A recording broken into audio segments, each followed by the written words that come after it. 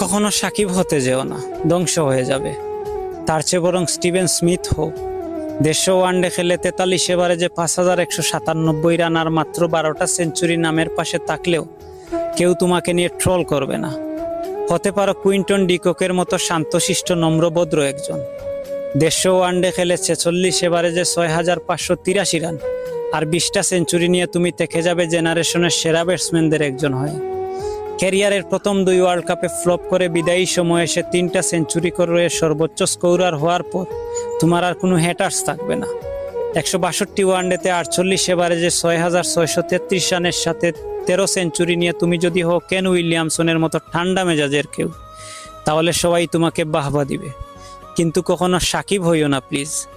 70 test খেলে প্রায় 38 এভারেজে তোমার নামের পাশে 4600 রানের পাশাপাশি যদি তাকে 242টা টেস্ট উইকেট কিংবা 247 ওয়ানডে খেলে 37 এভারেজে তোমার নামের পাশে 7770 রানের পাশাপাশি যদি 317টি ওডিআই উইকেট থাকে, অথবা যদি 129টি টি20 ম্যাচে 2551 রানের পাশাপাশি যদি তাকে 149টি টি20 উইকেট কিংবা তুমি যদি হও 1.5 দশক ধরে সব ধরনের ক্রিকেটের বিশ্বের সেরা অলরাউন্ডার, তবুও তুমি কয়েক ম্যাচ খারাপ খেলার কারণে প্রতিনিয়ত টলের শিকার হবে তোমার ভক্তকুলের আর হ্যাটার্সদের কাছে।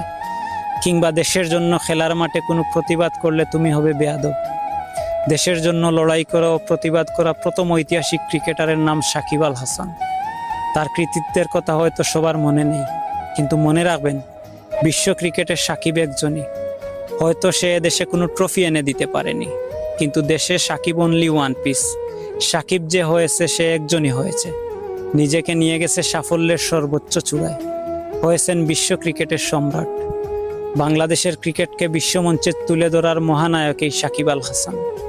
দীর্ঘ 1.5 যুগের ক্যারিয়ারের 1 যুগ পুরো ক্রিকেটে বিশ্বকে শাসন